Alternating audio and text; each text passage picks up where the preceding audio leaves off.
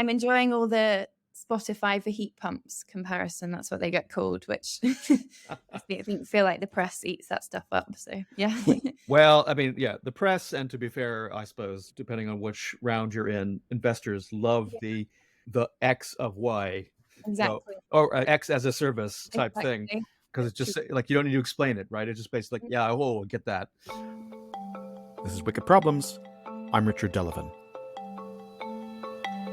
I think it was COP 2 years ago, so end of 2022. Yep. All the VCs came back and had got really excited about adaptation tech. And I think it's such a necessary thing, and it immediately feels like it sits outside of their typical ballpark, which is the technologies that I tend to find interesting. Another VC said to me they thought that we're not seeing many deals because up until recently it was seen as a really kind of gloomy thing to invest in, as if you're just putting yourself to this situation. I feel like that's turned recently though, because we know that this is the world we're living in. But I think there's some psychology behind it, which is interesting. Freya Pratty is the climate tech reporter for the Financial Times-backed Sifted.eu. She's one of the most prolific reporters covering climate tech in Europe. We'd hoped to get her for ages to come onto the show, but despite 30 years of working in or with media, I've never quite gotten the knack of pre-recording a breaking news scoop, which is what we happened to get when we were talking on. So when Freya and I spoke on Friday and she spilled about Bill Gates backing UK direct air capture company Mission Zero, I didn't go to all the trouble of getting her to pretend we were speaking today, Monday.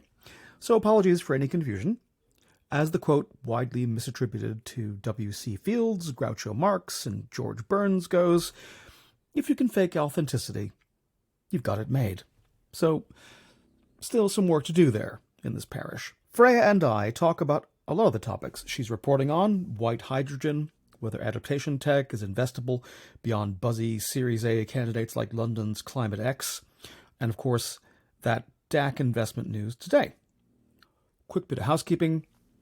If you're enjoying Wicked Problems climate tech conversations, do leave us a rating and review on whatever platform you're receiving these podcasts. And if you'd like to support our work and get an ad-free version, plus access to lots more great content, why not sign up at wickedproblems.earth?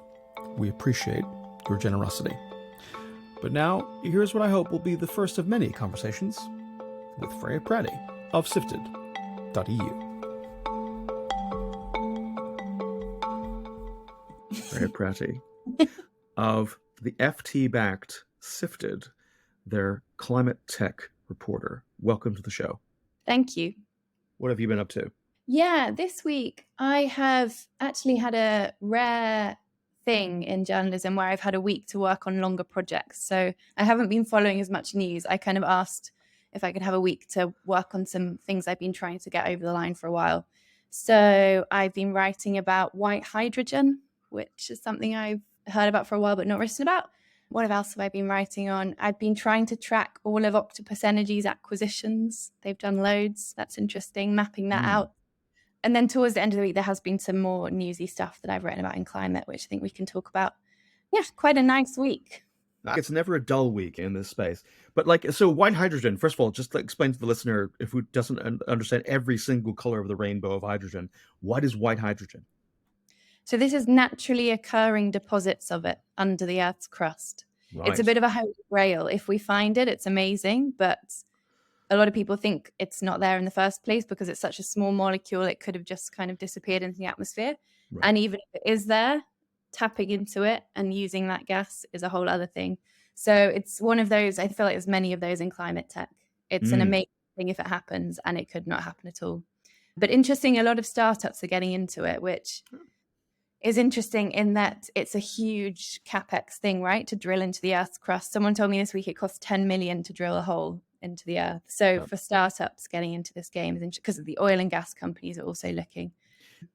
And I mean, that's one of the reasons actually that I've been desperate to have you on the show, because I think you're right there at the junction between understanding the capital requirements of startups in the space and also that startups are finding that the heritage or legacy companies in exploration for energy, like the capex requirements are crazy. Yeah. So many more zeros than two kids with a PowerPoint and a dream, as per previous kind of tech waves. And careful listeners will know, full disclosure, I used to have Baker Hughes, the oilfield services company, as a client. But yeah, no, it's an interesting space. Yeah, I think someone I talked to this week, I mean, they're in the startup world in relation to hydrogen, so they have a particular angle on it. But their argument was this tech appears similar to oil and gas exploration, but it's actually very different. So his argument was that those companies would have the capex to do these kind of things, but perhaps would have to move all this legacy tech over into hydrogen, and that might actually be a harder shift than starting from scratch. So he was quite bullish on startups' place in this. But yeah, it's interesting. There might not even be deposits there to be found. So it's all a bit of a question, but it's an interesting one. Absolutely. The last couple of weeks, you did actually quite a major piece, or co-authored quite a major piece, on why hasn't VC moved to better support adaptation. So we talk about climate tech, we talk about climate solutions being in two very broad categories. One being mitigation, essentially, let's stop putting stuff into the air. The other being adaptation, technologies that allow people to better adapt to a world that we have now created. The way I try to frame this is like, what's the IRR, the internal rate of return of a seawall, because of why it's difficult to make it investable. So like, what did you explore? There's a company I think you focused on in particular, which I went to visit after I saw you write about it. So, but tell me about like what made you decide to write that piece and what conclusions did you come to? Yeah, this is something I've been interested in for a while. I think it was COP 2 years ago, so end of 2022.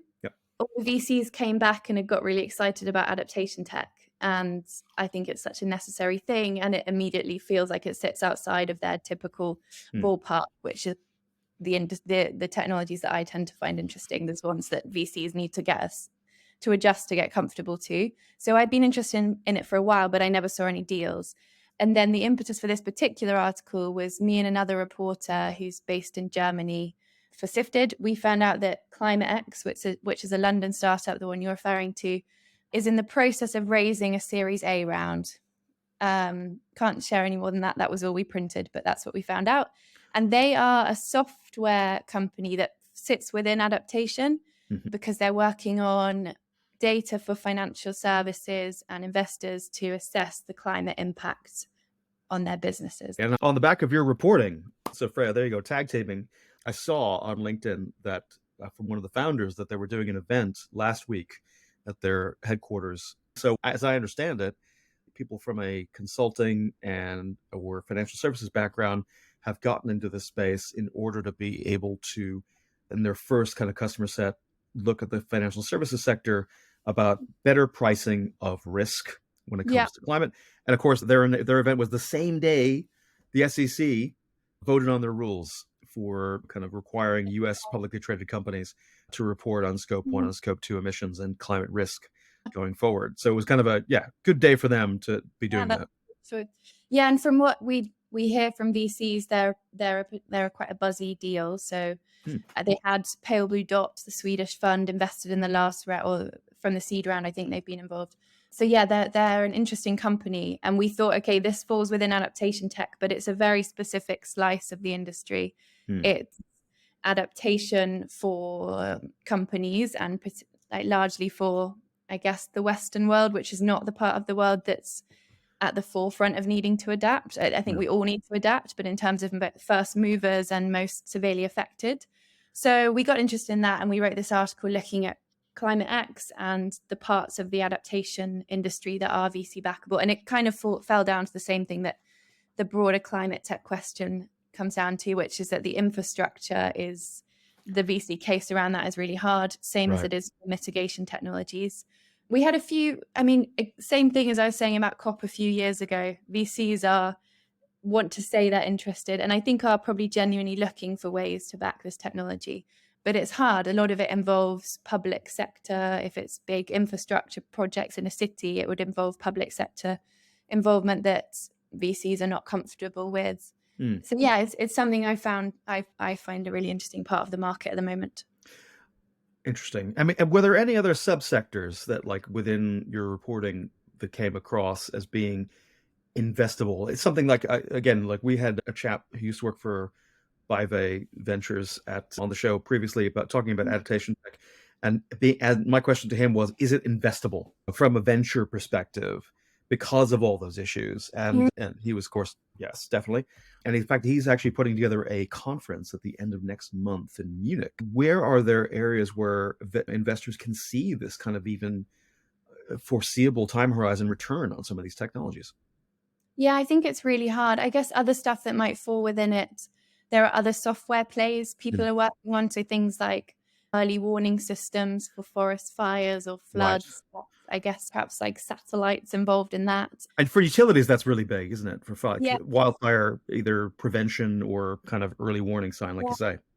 But that's, again, software, and the market is perhaps not these communities that are at the forefront of having to adapt quickly.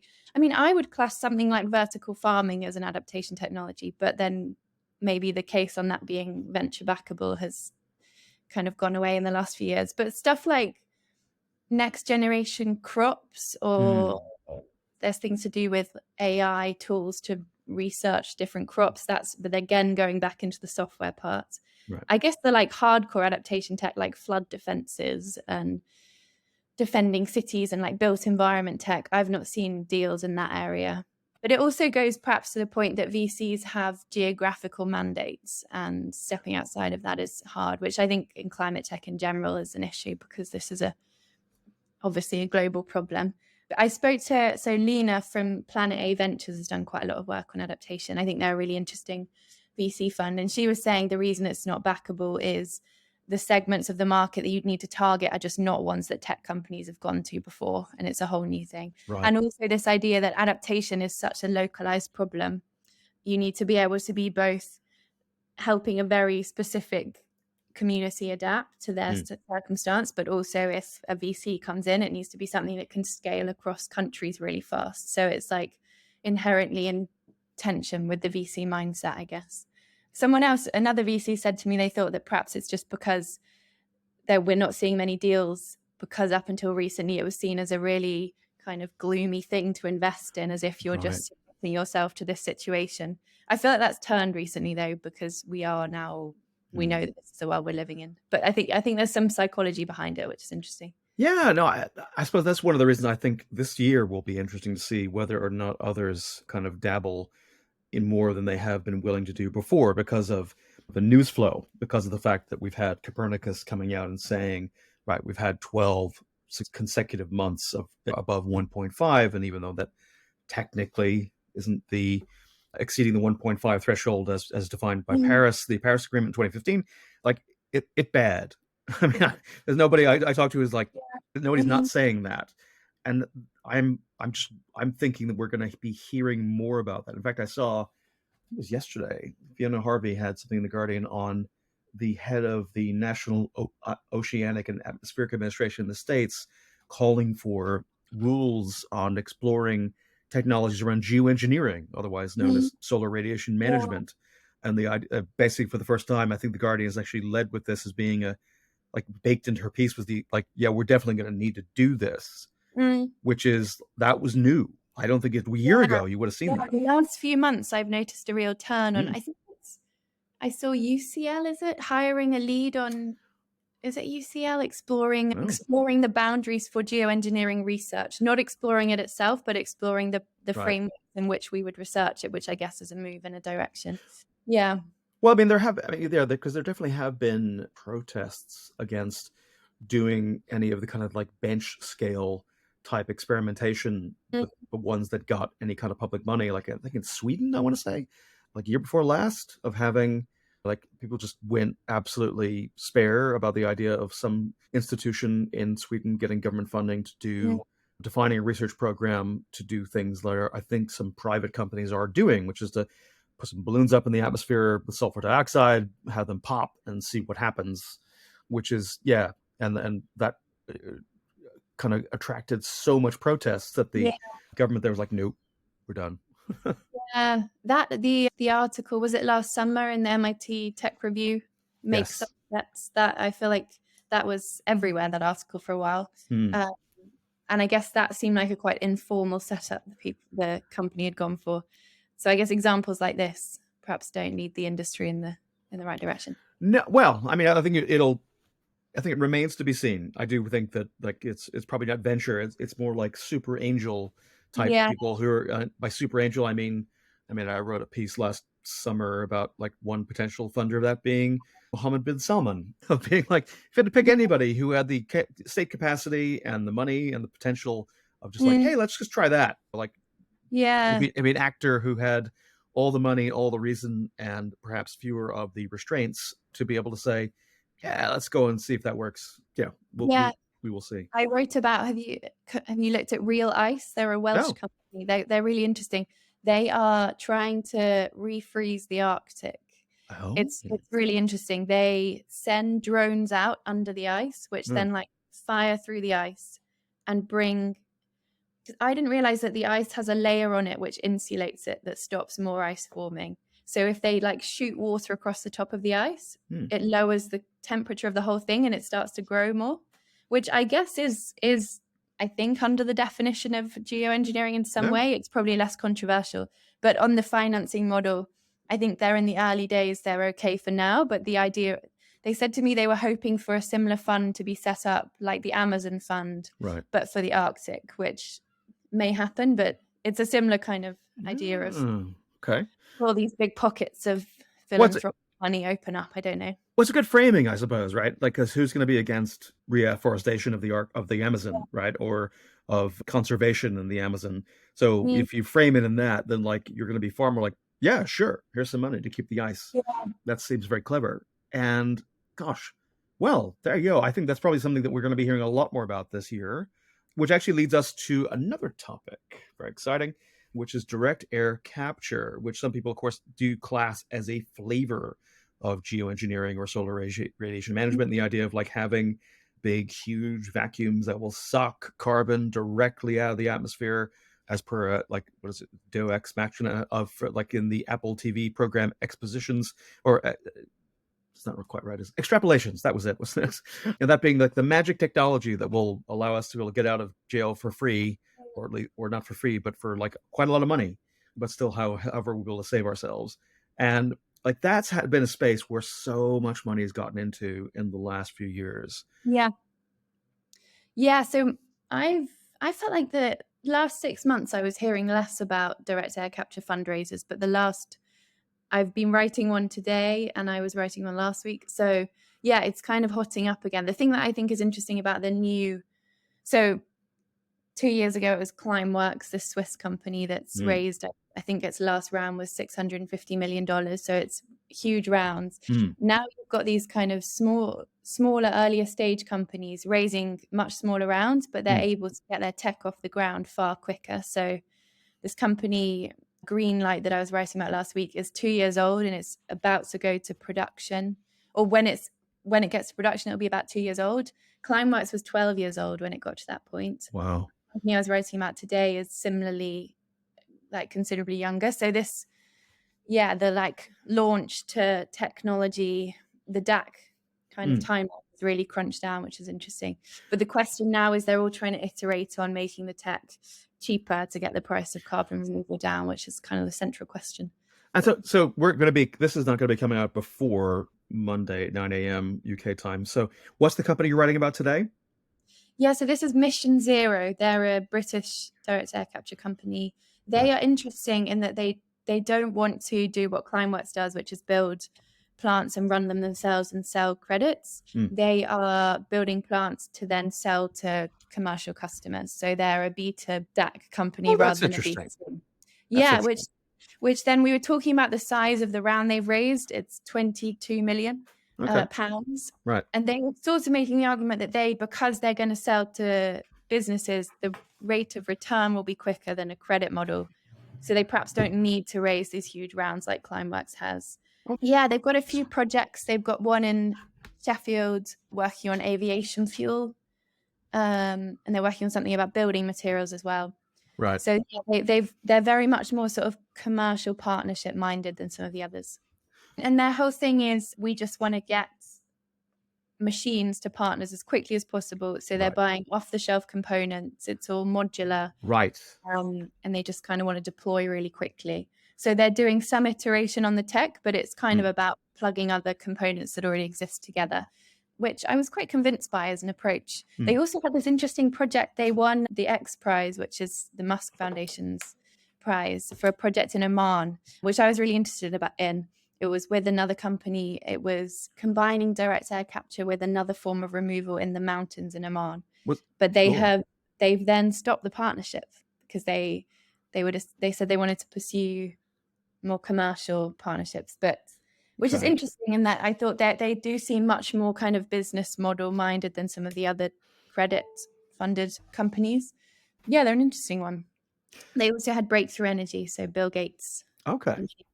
Yeah. Well, then, yeah, that's no car to dummies for sure.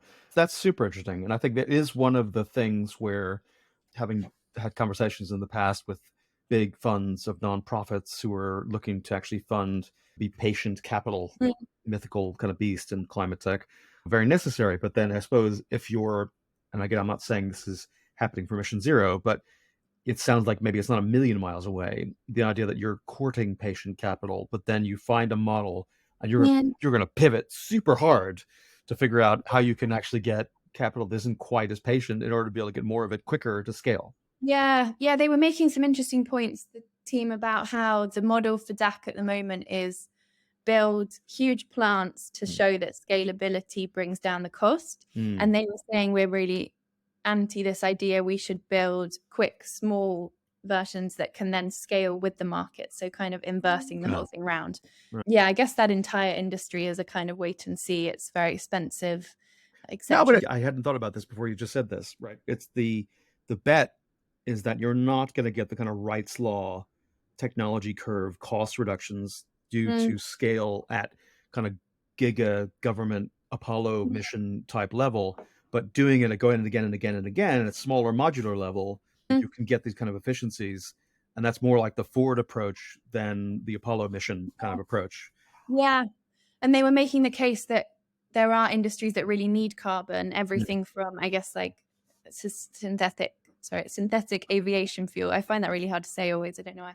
And even like the carbonated drinks industry. There are industries that are reliant on carbon and it's everywhere, but they can't get it. So I think their argument is there's a market demand scale off the back of that, which, probably makes some sense. Yeah, off takers for the stuff we're pulling out of the air is always a trickier conversation to have. So, what else is on your radar? What else is on my radar? I'm really interested at the moment. I'm trying to work on a piece about the Vargas Group, who are behind the Swedish firm behind Northvolt and Polarium and H2 Green Steel and Aera, the new heat pump company. So they're kind of this mythological, seem to always get it right and produce a unicorn company. So I'm working on something about them at the moment. Okay. And just the secret sauce behind getting it right 3, potentially 4 times, I think is really interesting. I suppose it's like, I don't know, some sort of Nordic crime drama thing going to be happening in the background with that. It's almost too good to be true. I think that, I was talking to another investor who was speculating on how they've done well. And he was saying, well, they just look at where the tailwinds are regulatory wise and just say, okay, we're making a business right there. But they also feed off each other. So apparently the story is that the idea for H2 Green Steel, which I guess as it says on the tin is making green steel, that came from a Northvolt board meeting where they were saying, okay, car makers need EV batteries, but they also need greener steel. So I think they've got this good chain going of one problem leads to another. And then the reputation of one, also, like H2 Green Steel raised this enormous round, probably partly off the connection to Northvolt and the proof that the people behind these companies could do it. Right. So it's a bit of a little empire. I find it really fascinating. They've also just last week or earlier this, I can't remember when it was, recently, they've announced a textiles company alongside H&M. So they're quite prolific. It's interesting. I look forward to that reporting. And I loved your reporting on Aera. And in fact, I see that others, including Ben Cook, friend of the show from the Times, followed your lead in interviewing the folks from Aera and being able to talk about their UK market entry. I'm enjoying all the Spotify for heat pumps comparison. That's what they get called, which I feel like the press eats that stuff up. So, yeah.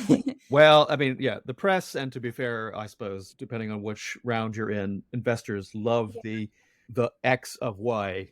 Exactly. Or the as an X. Yeah. Or X as a service type thing. Exactly. Because it's just like, you don't need to explain it, right? It's just basically like, yeah, oh, get that. Yeah. This has been really cool. I'm so glad we can make this happen. Freya Pratty, what are you up to this weekend? Anything exciting? What am I doing this weekend? I'm going to a Ceilidh, a Scottish dance. No. Yeah. Do you Scottish dance before? I think I remember going to one when I was very little. So no, it's a new thing, really. I'm going to be very hard. But I guess the point is you just all follow the lead, right? I think that is the point. I mean, of course, it is Paddy's Day this weekend, so we'll say nothing. But I suppose there are plenty of folks who are doing the Scottish dancing who perhaps go back a couple generations and they might be doing something slightly different, but we won't get into that. But look, that's been fantastic. Great to talk to you, Freya, and I hope we can do this again very soon. For sure. Thanks. Awesome. Thanks for listening to Wicked Problems. And if you like this conversation, please share it and leave us a rating and review on Apple Podcasts or Spotify. It really helps people find the show. You can subscribe to our newsletter at news.wickedproblems.uk, where you could also find more episodes with Richard Delvin and Claire Brady, and all our show notes. And consider becoming a paid subscriber to help support our work. You can also find us wherever you get your podcasts. For now, thanks for listening.